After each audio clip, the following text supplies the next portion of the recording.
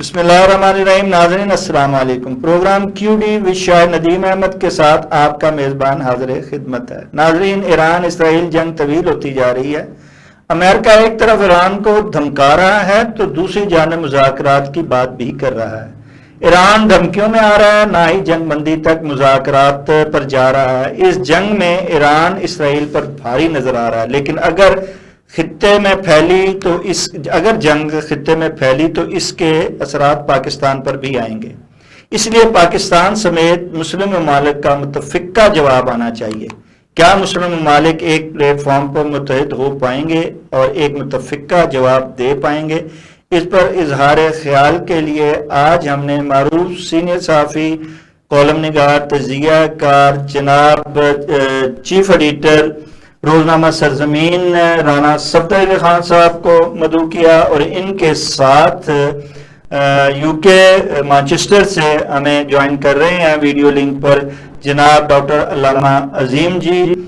Senior صحافی ہیں، column نگار ہیں، تجزیہ کار ہیں، بیورو چیف جنگ جیو گروپ مانچسٹر یو کے ہیں. ہم ان دونوں مہمان گرامی کے بڑے شکر گزار ہیں کہ اپنی مصروفیات میں سے وقت نکال کر پروگرام میں شریک ہو رہے ہیں. پروگرام کا آغاز میں رانا صفدر علی خان صاحب سے ہی کرتا ہوں. رانا صاحب، ایران اسرائیل کا 10واں روز ہے اور جنگ جو ہے وہ رکنے کی بجائے جو ہے وہ طوالت اختیار کرتی جا رہی ہے. کیا اس جنگ کو جو ہے یہ مذاکرات کے ٹیبل پہ آ کے رک پائے گی یا کہ یہ عالمی جنگ کی طرف جائے گی؟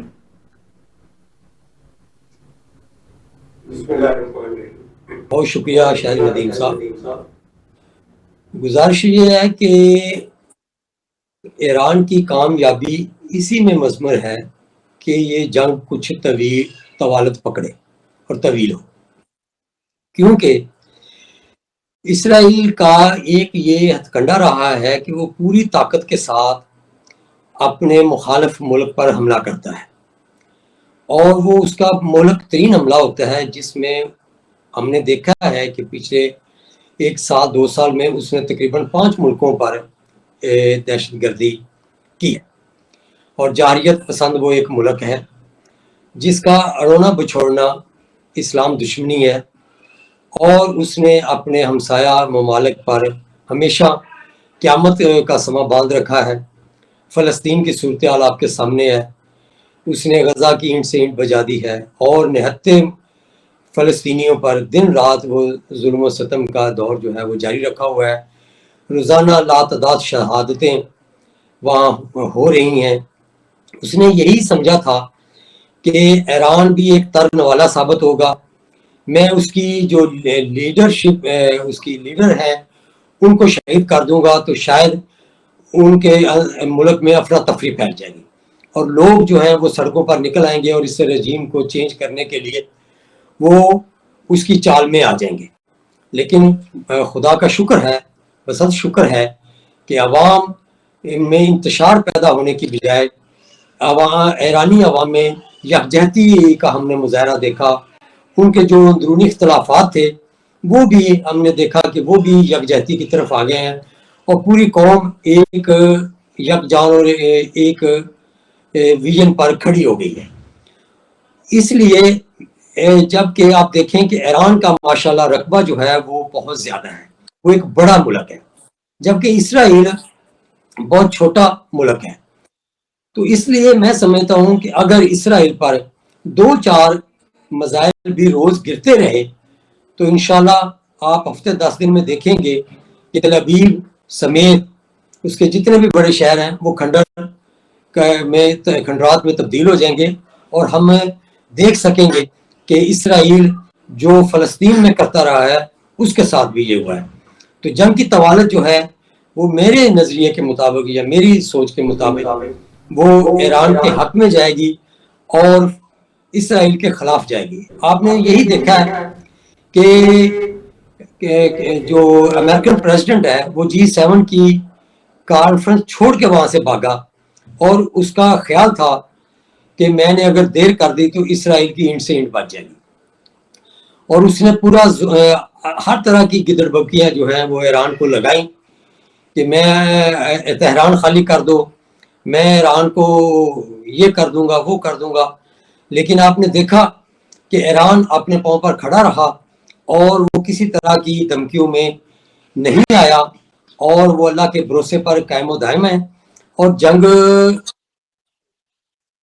ڈاکٹر علامہ عظیم جی، یہ جو ہے اپنا، جیسے کہ رانا صفدر علی خان صاحب نے فرمایا ہے کہ امریکہ اور نتن یاہو مل کر ایران کو دھمکیاں لگا رہے ہیں، دھمکا رہے ہیں، لیکن ایران جو ہے وہ کسی دھمکی میں نہیں آ رہا، نہ وہ جنگ میں مذاکرات کے ٹیبل پہ آ رہا ہے جنگ جاری ہوتے ہوئے، نہ ہی وہ ہتھیار ڈال رہا ہے، نہ ہی وہ ہار مان رہا ہے۔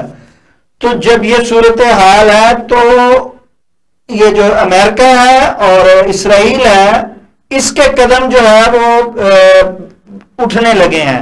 آپ کیا سمجھتے ہیں کہ ایران کی یہ مستقل مزاجی جو ہے وہ امریکہ اور اسرائیل کو مجبور کر دے گی بیک فٹ جانے پہ اور مذاکرات کے ٹیبل پہ آنے پہ؟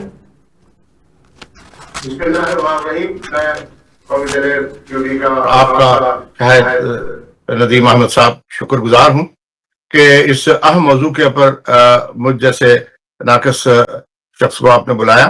میں آپ سے دو چار باتیں عرض کرنا چاہتا ہوں کہ ایران کی جنگ جو ہے اسرائیل کے ساتھ یہ تازہ نہیں ہے، یہ عرصہ دراز سے چل رہی ہے۔ ایران کو پہلے پاکستان کھٹک رہا تھا اسرائیل کو، اور اس کے بعد جب انڈیا کو شے ملی اور انہوں نے پہلگام کا بہانہ بنا کر یہ اسرائیل ہی کا ایک شاخسانہ اب لگتا ہے، چونکہ ایک نیٹ ورک پکڑا گیا ہے ایران ہی میں، تو اس سے بہت ساری چیزیں سامنے آئی ہیں کہ یہ انڈیا اور اسرائیل مل کر کیا کرنا چاہ رہے تھے۔ اصل بات نشانہ تو کہتے ہیں نا، نظر کہیں اور نشانہ کہیں، بات اور تھی، لیکن اس میں اسرائیل نے سمجھا کہ ایک ترن لقمہ ہے چھوٹا سا، تو ان کو اب جو ہے ایرانیوں کو، ان کی لیڈرشپ کو مار دیتے ہیں۔ الحمدللہ یہ بھی میں آپ کو خوشخبری سنا دوں کہ جو ایران کا سب سے بڑا سائنسدان ہے، ایٹمی سائنسدان ہے، ہیڈ آف دی ڈپارٹمنٹ جو ہے، اور وہ زندہ سلامت ہے الحمدللہ، اور اس نے قوم سے کہا ہے کہ وہ ایران کے لیے اپنی ایک جان نہیں 100 جانیں قربان۔ میں کہتا ہوں کہ قوم کا ایک بڑا جذبہ ہے۔ اب یہ تو بات ہو گئی۔ دوسری اس پہ میں آپ سے عرض کروں کہ، اور دوسری میں آپ کو اپنی خوشخبری آپ کو ایک سنانا چاہتا ہوں، اگلے جمعے تک مجھے یقین ہے کہ ایران کے کا جو ہے وہ پلہ بالکل الحمدللہ بھاری ہوگا، اور اسرائیل جو ہے وہ جنگ بند کرنے پر مجبور ہوگا۔ اس کی حالت بھی بالکل وہی ہوگی جو مودی کی حالت ہے۔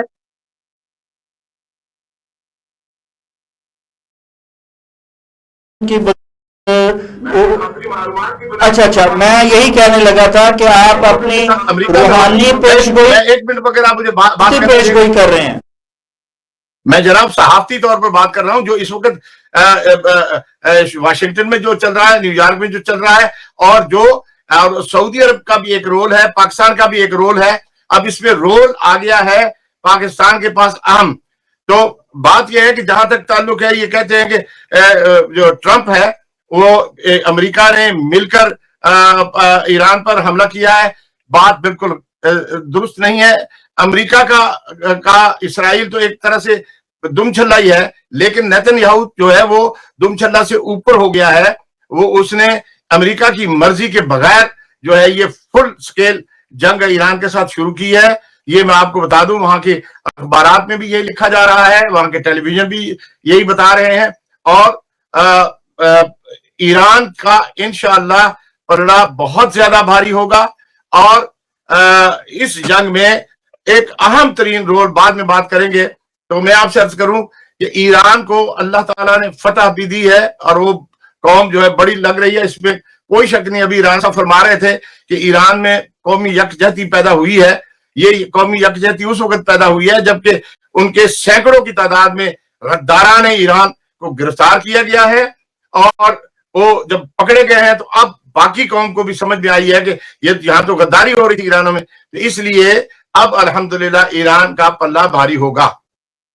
رانا صفدر علی خان صاحب، یہ OIC کا جو اجلاس ہوا اس میں یہ متفقہ جو ہے وہ اعلان کیا گیا اور کہا گیا بالخصوص صدر ترکی نے کہ یہ موقع ہے ایران اسرائیل جنگ کے موقع پر، اور ہم ایک پلیٹ فارم پہ نہ صرف امت مسلمہ اور یہ اسلامی دنیا اکٹھی ہو جائے بلکہ ایک متفقہ جو ہے وہ بیانیہ جو ہے وہ لے کے آیا جائے دنیا کے سامنے۔ آپ کیا سمجھتے ہیں کہ یہ ایران اسرائیل جنگ جو ہے یہ امت مسلمہ کو متحد کر پائے گی اور کوئی متفقہ جو بیانیہ ہے وہ لا پائے گی؟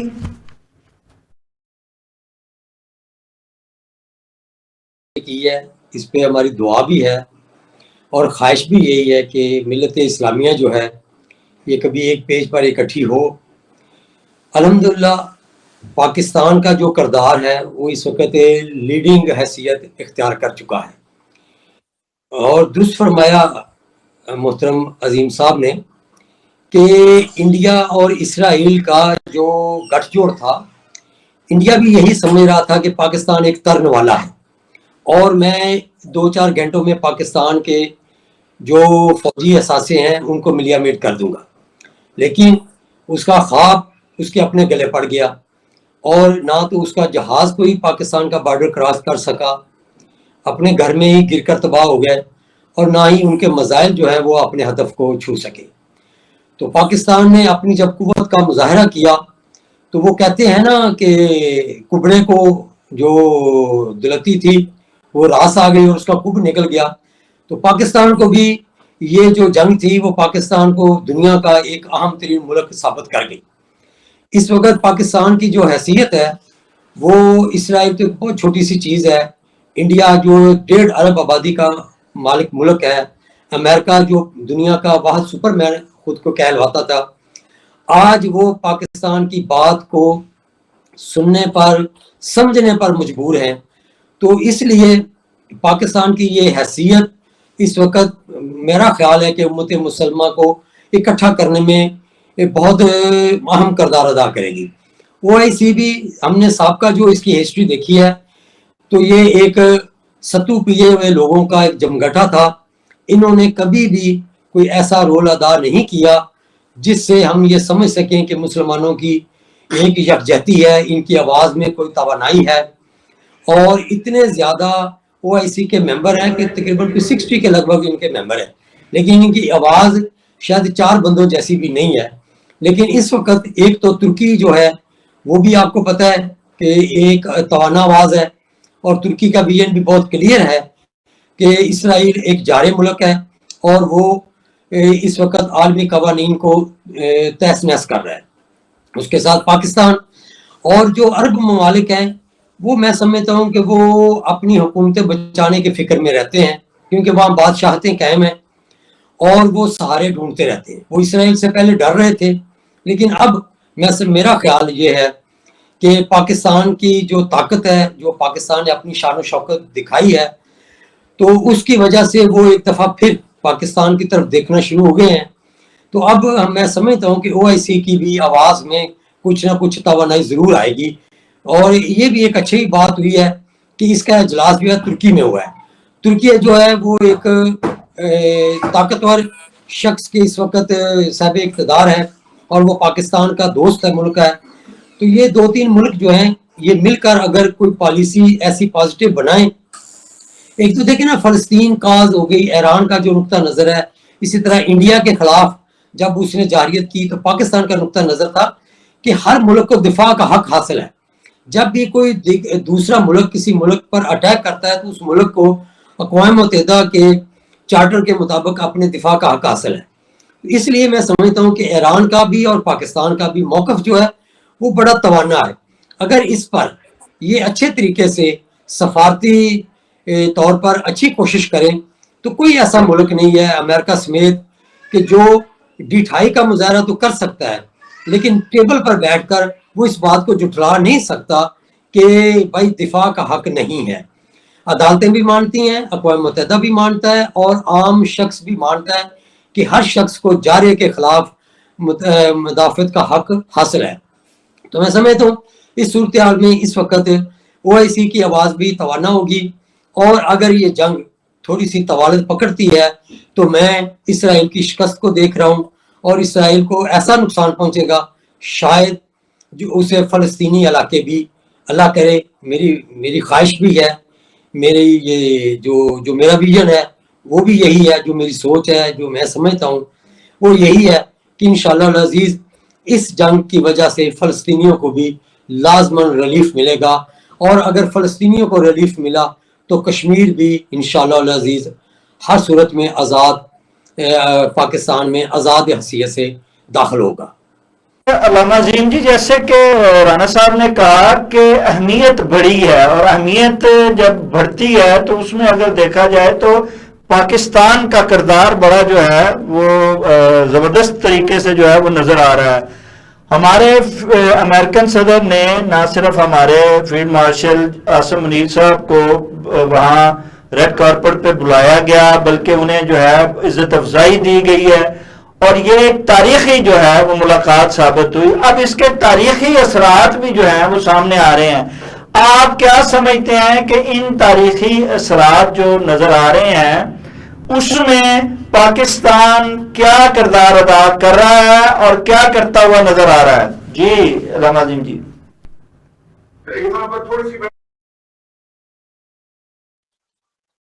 کی ایک بڑی ہی بہادر قیادت سامنے آئی ہے ترکی کے صدر اور جو ہے سعودی عرب کے فرمان روا، جو اس وقت اگرچہ وہ والد ہیں ان کے، لیکن جو ولی عہد ہے وہ وزیر اعظم بھی ہیں سعودی عرب کے،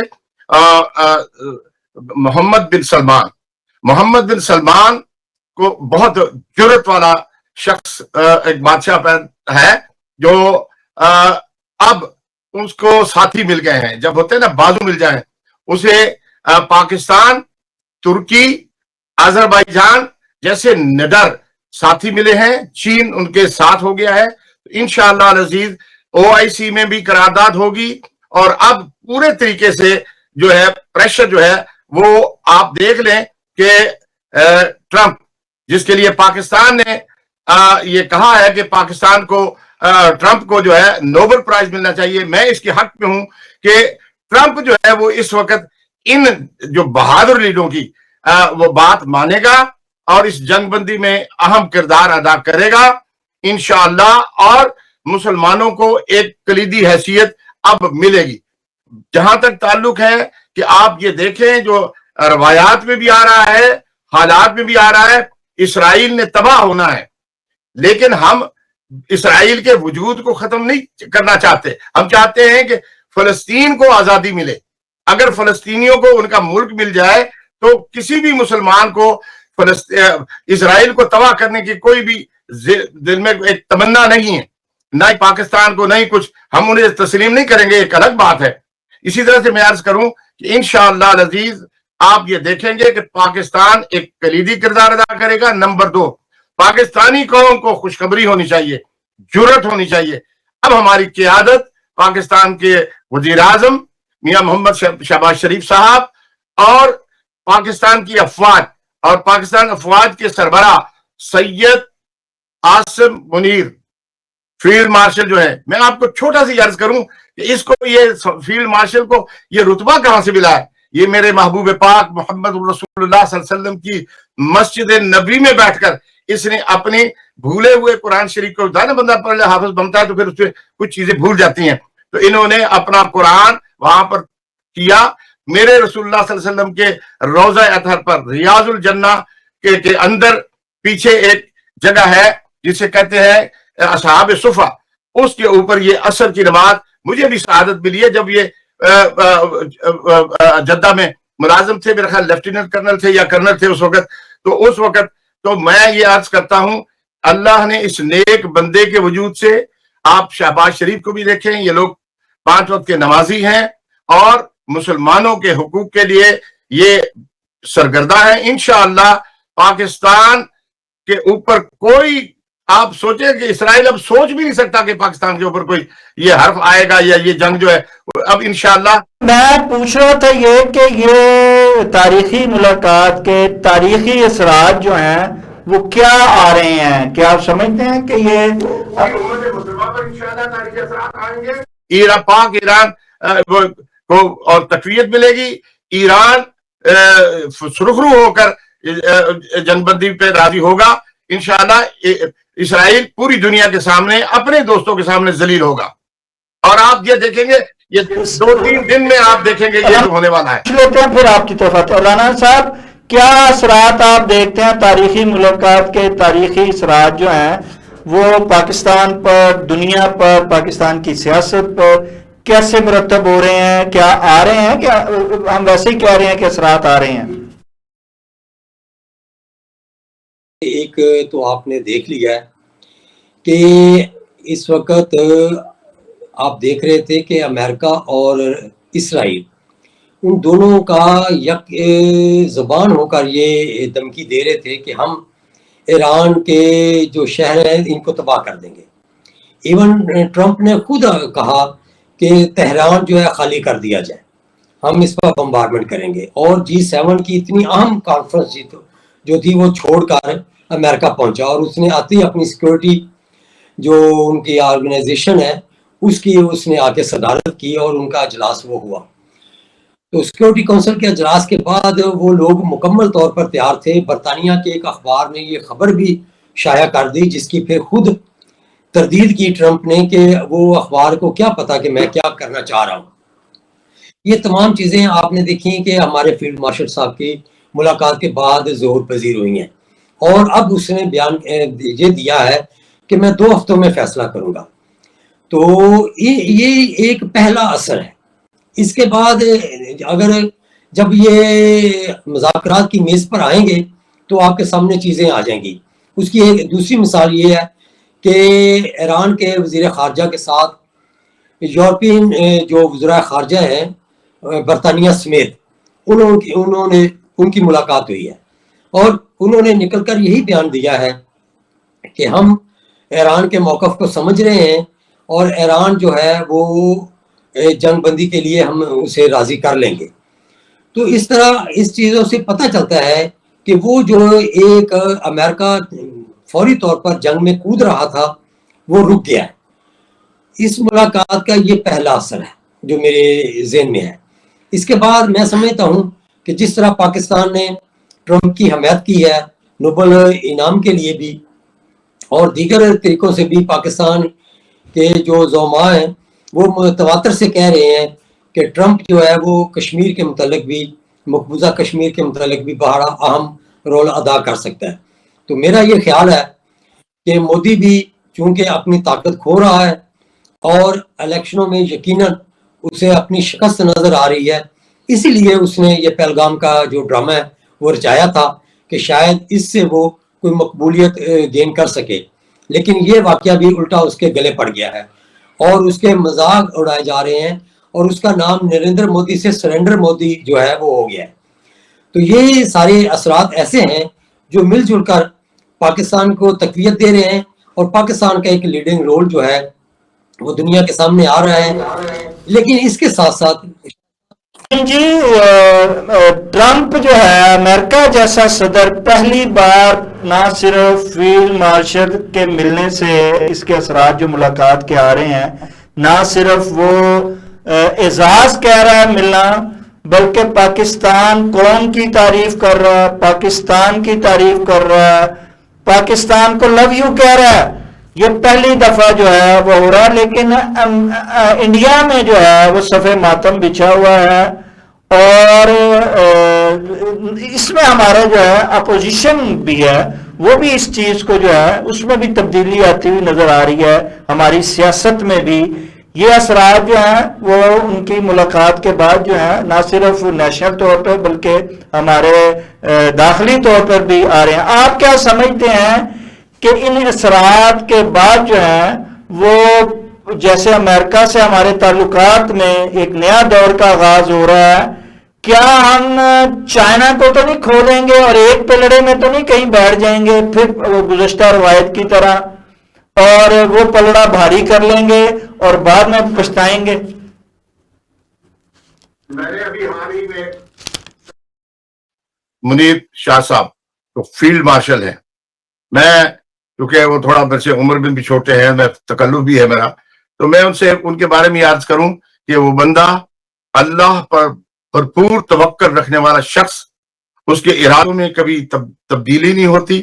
اس شخص کو میں ذاتی طور پہ بھی جانتا ہوں کہ وہ شخص جو اس نے کرنا ہوتا ہے اس کے بارے میں وہ کبھی، پاکستان کے بارے میں وہ اتنا فرم ہے کہ دیکھیں ٹرمپ کے ساتھ ملاقات، ٹرمپ کے ساتھ کھانا کھایا، اور ٹرمپ کہہ رہا ہے کہ تہران خالی کر دو، اور اس شخص کو جناب ایسا پروٹوکول دے کر لایا گیا جو بڑے بادشاہوں کو دیا جاتا ہے، اور اس طریقے سے اب ٹرمپ ان کی تعریفیں کر رہا ہے. لیکن جب ان سے صحافیوں نے پوچھا تو انہوں نے اسرائیل کی مذمت کی اور ایران کے حق میں بیان دیا.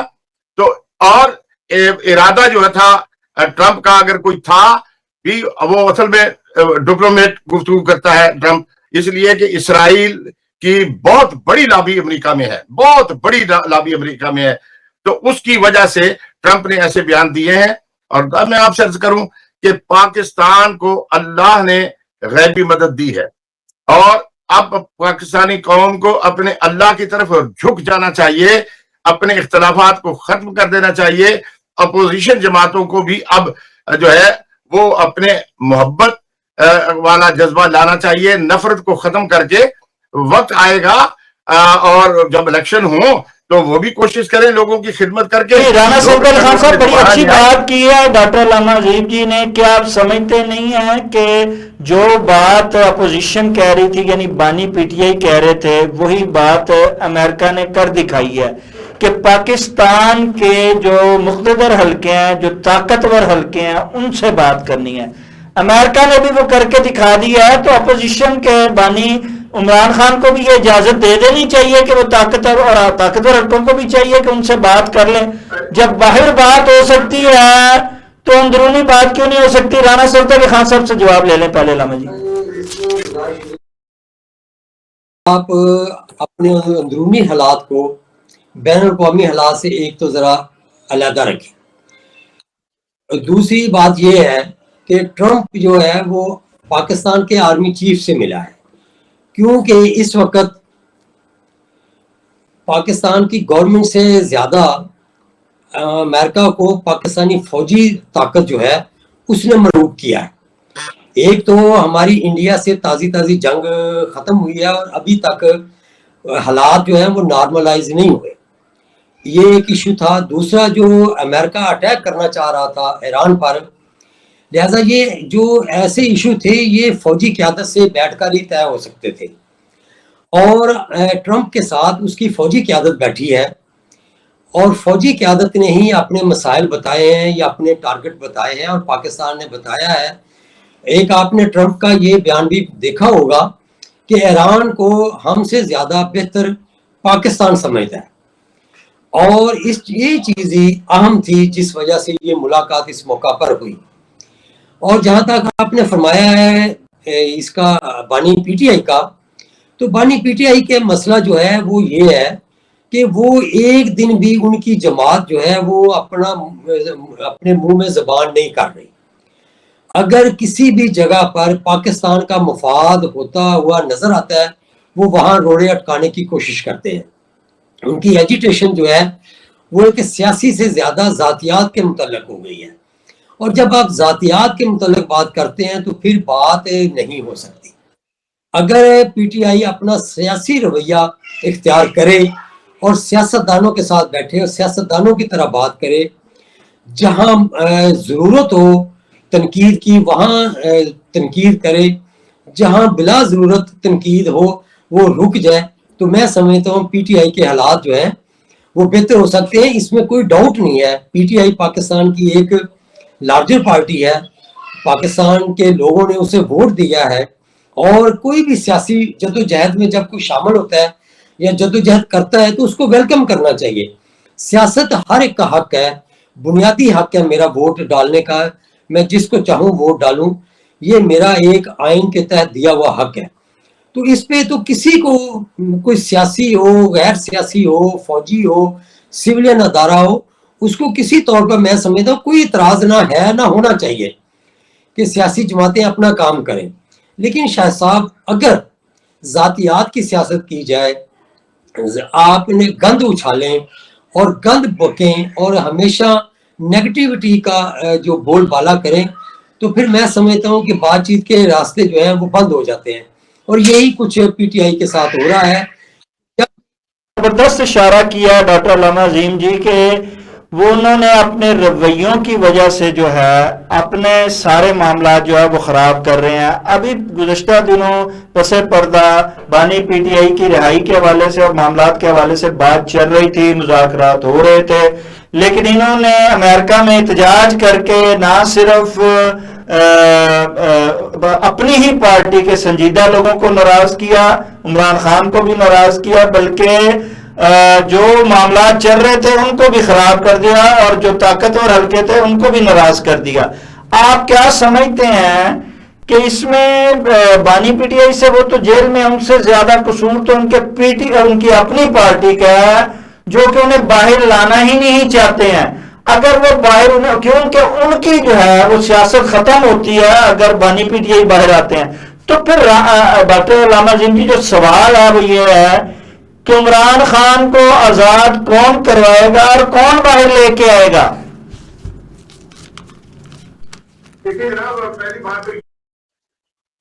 دو الگ الگ چیزیں ہیں۔ کچھ ایسے بانی پی ٹی آئی جو جیل میں ہیں وہ سیاسی قیدی نہیں ہیں، ان پر اس وقت 4 مختلف مقدمات میں ان کو عدالتوں نے سزائیں دی ہیں۔ ہم اپنی عدالتوں کو بالکل غلط نہیں کہہ سکتے، ان میں کمی بیشی شریف اور مریم نواز صاحبہ ساروں کو دی گئی تھی۔ میں عرض کر رہا ہوں صاحب، نواز شریف شہباز شریف کو جو سزائیں ملی تھی ان کو کوئی این آر او نہیں ملا، انہوں نے عدالتوں میں باقاعدہ طور پر مقدمات۔ اچھا، وہ جو ایئرپورٹ پہ ریڈ کارپٹ بچھ گیا تھا آتے ہی وہ کوئی ڈیل نہیں تھی، یا وہ جس کے ذریعے باہر گئے تھے وہ بھی کوئی ڈیل نہیں تھی؟ یہ ایک الگ بات ہے، یہ الگ سے اس کے اوپر ایک پروگرام کیا جا سکتا ہے۔ نواز شریف صاحب نے کبھی بھی این آر او نہیں لیا، نہ ہی شہباز شریف نے لیا۔ حالات جب آئے، صحیح عدالتیں آئیں ان کے پاس، ان عدالتوں میں اب بھی ہم اگر یہ کہیں کہ عدالتیں جو ہے عمران خان کی حفاظت کر رہی ہیں، بہت ساری عدالتیں ایسی ہیں جنہوں نے عمران خان کو بہت زیادہ ریلیف دیا ہے۔ آپ نے دیکھا ہے کہ ہزاروں قیدی جو ہیں وہ سالہ سال سے ان کی تاریخ نہیں آتی، لیکن عمران خان کی جو ہے ہر 10ویں دن کے بعد، ہر 5ویں دن کے بعد پیشی ہوتی رہی ہے۔ میں عرض کروں کہ عمران خان صاحب کی جو سب سے بڑی غلطی ہے، وہ بہت قابل آدمی ہے، سمجھدار آدمی ہے، لیکن اس نے اپنے سیاستدان جو ساتھی تھے ان کو چھوڑ کر اس نے اپنے جو مقدمہ لڑنے والے پیشہ ور وکیل تھے، جنہیں ان سے نوٹ بھی لیے اور ان کو لیڈر بنا دیا، کسی کو جنرل سیکرٹری بنا دیا، کسی کو کچھ بنا دیا۔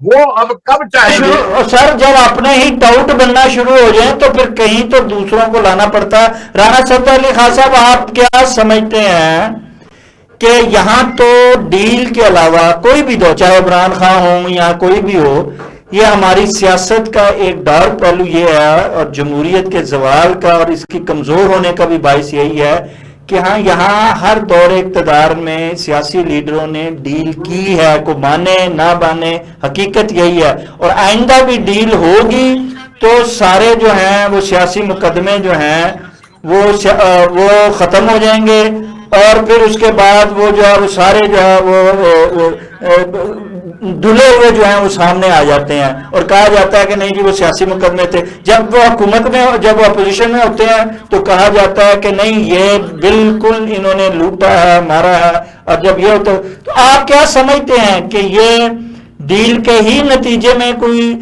سیاسی استحکام آئے گا یا اس کے بغیر بھی آ سکتا ہے؟ آخری سوال جی۔ شاہ صاحب، آپ نے بہت ہی درست بات کی، کہتے ہیں مگر بات ہے رسوائی کی، تو پاکستان کی کچھ ہسٹری تو یہی بیان کرتی ہے جیسا کہ آپ نے کہا ہے، لیکن حالات جو ہے وہ قوموں کو ہمیشہ آگے لے کے جاتے ہیں، اور قومیں جو ہے وہ اپنے پاس سے سبق حاصل کرتی ہیں۔ تو میں سمجھتا ہوں کہ پاکستان نے بھی اور پاکستان کی سیاست نے بھی کافی کچھ سیکھا ہے۔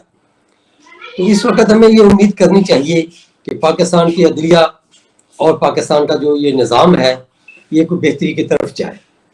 عمران خان کے متعلق یہ بات بالکل تو غلط نہیں ہے کہ اس نے کوئی جرائم نہیں کیے، 9 मई का वाक़या जो है वो कोई छोटा वाक़या नहीं है। अगर आपकी तारीख किसी वक्त लिखेगी कि पाकिस्तान के ख़िलाफ़ वो एक बगावत का दिन था, तो जब ऐसे काम किए हों तो उनकी सज़ा तो फिर होती है।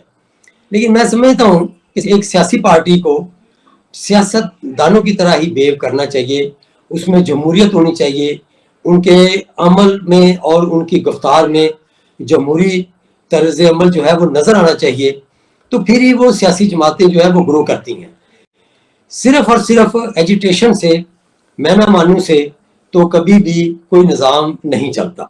नकायस ज़रूर हैं, लेकिन नकायस को ही सिर्फ उजागर करने से मामला तो नहीं चलेंगे। कुछ जो पॉजिटिविटी भी होती है, जो मुस्बत रवैये होते हैं, हमेशा उनको अपनाया जाना चाहिए, उनके साथ ही अपना अटैचमेंट बढ़ाना चाहिए और उनके साथ ही चलना चाहिए, तो इंसान की मंजिल जो है वो कठिन नहीं रहती। पीटीआई को अगर आप एनआरओ कहें या सियासी जदोजहद कहें या रिलीफ कहें या इंसाफ कहें, रास्ता एक ही है, एक जमहूरी तरीका। जमहूरियत में ही पाकिस्तान की बका है और जमहूरियत से ही पाकिस्तान की सियासी जमातों की बका है। और मैं समझता हूँ कि वो एस्टेब्लिशमेंट से मुज़ाकरात करें या जमहूरी अदारों से बातचीत करें, रास्ता एक ही है कि वो अपने रवैये जो हैं वो पहले वो बदले। पाकिस्तान खान साहब का कहना बिल्कुल बजा है जी कि हमें अपने रवैयों को देखना होगा, हमें अपने गिरेबान में झांकना होगा, अपनी कुताहियों को दूर करना होगा और फिर इसके बाद जो है वो आगे बढ़ना होगा, तभी रास्ता निकलेगा और हम मंजिल तक पहुंच पाएंगे। नाज़रीन, इसके साथ ही प्रोग्राम का वक्त ख़त्म हुआ चाहता है। अपने मेज़बान शाहिद नदीम अहमद को इजाज़त दीजिए। आपका, हमारा, हम सब का अल्लाह निगहबान।